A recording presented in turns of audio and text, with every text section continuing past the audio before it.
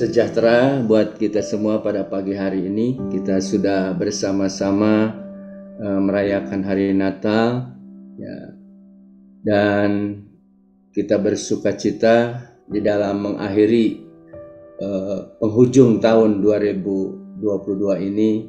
Kita akan melangkah bersama dengan Tuhan, dan kita tetap, ya, saudara-saudara, menyampaikan amanat agung, yaitu untuk menjadi saksi Kristus. Ya, kebaikan-kebaikan Tuhan yang sudah kita alami, ya, kita ceritakan, ya, di tengah-tengah keluarga, ya, gereja, masyarakat, bahkan bangsa kita.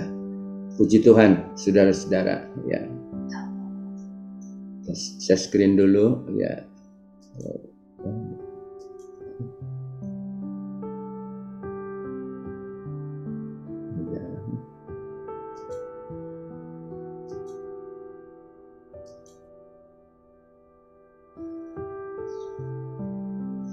Saudara-saudara, pada pagi hari ini judul firman Tuhan yaitu pondasi kebaikan kita adalah kasih karunia yang nyata, ya.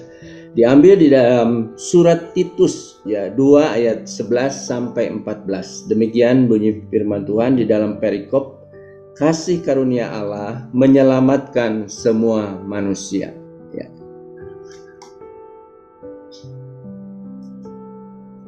Saudara-saudara, demikian bunyi firman Tuhan ayat 11. Karena kasih karunia Allah yang menyelamatkan semua manusia sudah nyata. Ia mendidik kita, ya, supaya kita meninggalkan kefasikan dan keinginan-keinginan duniawi, dan supaya kita hidup bijaksana, adil, dan beribadah di dalam dunia sekarang ini, dengan menantikan penggenapan pengharapan kita yang penuh bahagia dan penyataan kemuliaan Allah yang maha besar dan juru selamat kita, Yesus Kristus, yang sudah lahir ke dalam dunia untuk menyelamatkan kita. Ayat 14, yang telah menyerahkan dirinya bagi kita untuk membebaskan kita dari segala kejahatan dan untuk menguduskan bagi dirinya suatu umat kepunyaannya sendiri dan rajin berbuat baik. Saudara-saudara, Titus adalah seorang Yunani atau Romawi. Ia tidak bersunat. Ia kemudian menjadi penganut Kristen, pengikut Kristus. Rasul Paulus menyebutkan dia, Titus, adalah sebagai anak sejati menurut iman yang dimiliki bersama. Sehingga Titus adalah salah seorang anak rohani daripada Rasul Paulus. Ya. Titus sebagai seorang rekan sekerja yang dapat dipercaya oleh Rasul Paulus. Oleh karena itu di dalam Titus 2 ini ayat 11 sampai 14 adalah merupakan pondasi, yaitu dasar bangunan rohani yang kuat dari setiap perubahan yang terjadi pada setiap diri kita, pribadi lepas pribadi. Di masa Titus melayani merupakan perintah Allah untuk kita bersama-sama merenungkan Injil yang terus-menerus diberitakan. Merenungkan Kristus masuk di dalam kehidupan yang adalah pribadi yang menyatakan kasih karunia yang kita percayai di dalam Alkitab sebagai sumber iman kita, sebagai sumber kekuatan kita, ya, sampai pada hari ini. Saudara-saudara, Injil adalah kekuatan Allah dan yang terus diperjuangkan oleh para hamba-hamba Tuhan yang setia untuk selalu memberitakan Injil. Tidak ada yang lebih penting untuk selalu terdengar dari mulut kita untuk kita sampaikan kepada diri kita sendiri, bahkan kepada setiap orang. Sebab dikatakan di dalam 1 Korintus 9 ayat 16, Paulus berkata, karena jika aku memberitakan Injil, aku tidak mempunyai alasan. Tiba-tiba ada, tadi kan bersuara. Sebab itu adalah keharusan bagiku, celakalah aku jika aku tidak memberitakan Injil. Memberitakan Injil, oleh karena itu saudara-saudara, baiklah kita sama-sama menjadi pemberita Injil. Karena Injil membawa manusia yang mati masuk ke dalam kehidupan yang kekal. Injil memberikan kepuasan kepada orang yang dahaga, memberikan kekuatan bagi yang lemah, membawa seseorang masuk ke dalam kehidupan yang baru, yaitu kehidupan yang nyata di dalam Kristus Yesus. Oleh sebab itu, Injil adalah berita kasih karunia. Allah benci kepada dosa, tetapi kita orang-orang percaya dikasihi dan diselamatkan dari dosa untuk dijadikan keluarga daripada Allah. Seperti yang tertulis di dalam ayat 11, karena kasih karunia Allah yang menyelamatkan semua manusia sudah nyata. Ya. Ada 3 poin yang saya bahas pada pagi hari ini. Yang pertama adalah kasih karunia yang mengubah kita adalah pengharapan kita kepada Tuhan.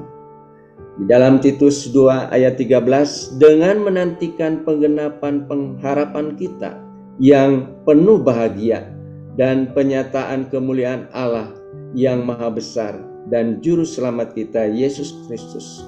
Kita adalah keturunan orang berdosa, sama binasanya seperti orang-orang jahat di dunia ini, sama binasanya dengan orang-orang fasik. Ya, saudara-saudara, dosa sangat dibenci oleh Allah, tetapi Tuhan mengasihi orang-orang yang berdosa. Kita bersyukur, saudara-saudara, oleh kasih karunia kita diselamatkan, kita dibebaskan, ya, melalui pengorbanan Kristus di kayu salib. Ya, kita dibebaskan dari perbudakan dosa. Di dalam Kristus kita dididik untuk meninggalkan kefasikan dan senantiasa bertobat di hadapan Allah. Di dalam ayat 12, Ia mendidik kita supaya kita meninggalkan kefasikan dan keinginan-keinginan duniawi, dan supaya kita hidup bijaksana, adil, dan beribadah di dalam dunia sekarang ini. Hanya karena kasih karunia Allah, kita diselamatkan oleh kematian Yesus di kayu salib, melampaui dosa dan kejahatan kita.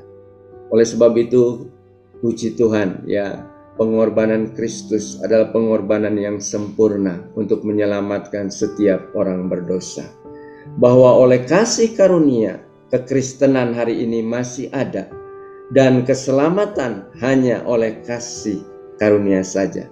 Sebab kita percaya di kolong langit tidak ada nama lain yang olehnya manusia memperoleh keselamatan, hanya di dalam Yesus Kristus. Ya, saudara-saudara, kepercayaan kita kepada Yesus Kristus diperhitungkan Allah sebagai suatu kebenaran, seperti kepercayaan Abraham kepada Tuhan.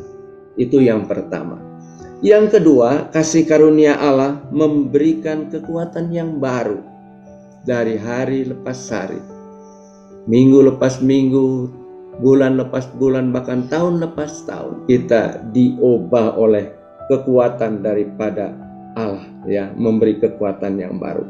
Kita hidup dengan sesama kita dengan pengurapan yang baru dari kuasa Roh Kudus, yaitu pengharapan kehidupan yang kekal. Kita menantikan saat ini dan merenungkan Injil di dalam penantian kita, di mana Tuhan akan datang kali kedua. Ya. Ketika Injil direnungkan dan dilakukan terus-menerus, Yesus yang disalibkan semakin nyata di dalam kehidupan kita. Yesus yang telah memberikan dirinya sebagai suatu berkat yang terbesar bagi orang-orang percaya. Saudara-saudara, berkat yang paling besar adalah memiliki Tuhan Yesus Kristus. Ya. Oleh sebab Dia sendiri yang sudah mengalahkan kuasa kebinasaan, kuasa maut, dan kita diangkat menjadi anak-anak Tuhan.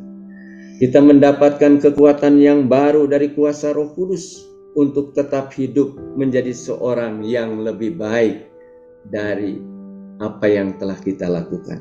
Ya, saudara-saudara, jika orang berbuat baik kepada kita, ya, maka tulislah, ya, itu di atas batu hati kita.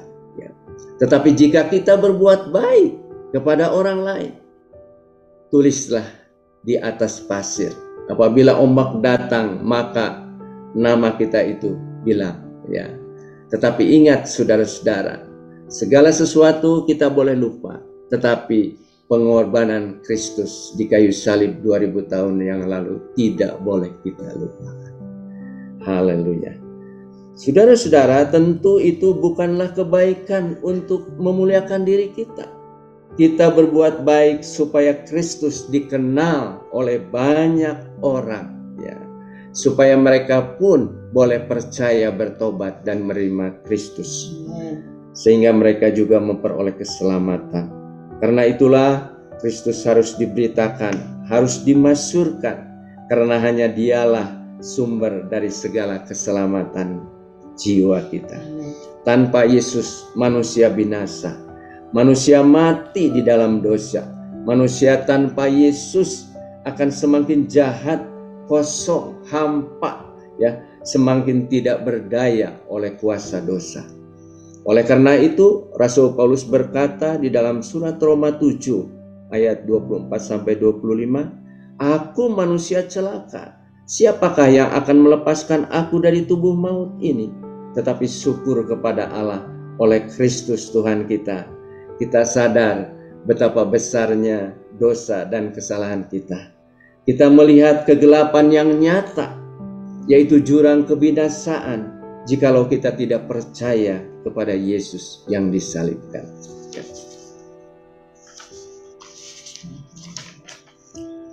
Oleh karena itu, semua ini merupakan kasih karunia. Hanya kasih karunialah kebaikan Kristus melalui Injil inilah yang mengubah kita menjadi orang yang senantiasa memiliki sifat dan karakter seperti Tuhan, ya, yaitu rela berbuat baik, ya, pengorbanan, ya, untuk kebaikan kepada sesama, supaya Kristus yang ada di dalam hidup kita itu dimuliakan.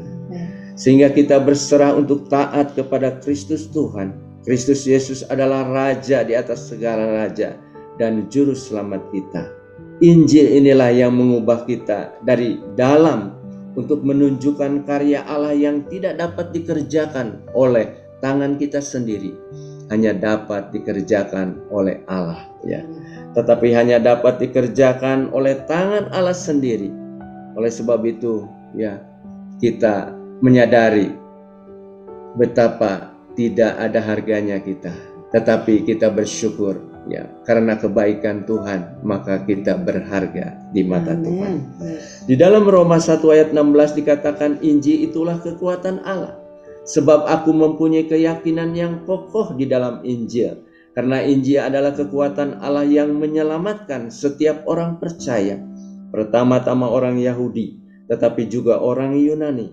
Sebab di dalamnya nyata kebenaran Allah yang bertolak dari iman dan memimpin kepada iman, seperti ada tertulis, orang benar akan hidup oleh iman.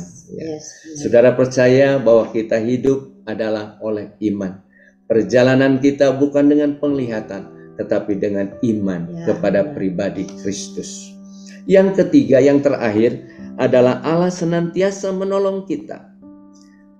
Ayat 14, yang telah menyerahkan dirinya untuk membebaskan kita dari segala kejahatan dan untuk menguduskan bagi dirinya suatu umat kepunyaannya sendiri yang rajin berbuat baik. Saudara-saudara, ketika masalah melampaui kekuatan kita, mintalah Tuhan menolong kita. Dengan cara bagaimana Allah menolong kita? Allah menolong kita yang pertama adalah dengan mengampuni dosa kesalahan kita, yaitu semua hutang dosa kita sudah dilunasi lewat kematian anak domba Allah. Yang kedua adalah bahwa Allah menyucikan dan membersihkan dari segala kejahatan kita, dan untuk menguduskan bagi dirinya suatu umat kepunyaannya sendiri yang rajin berbuat baik. Saudara-saudara, sudahkah kita melakukan apa yang Tuhan inginkan dari kita?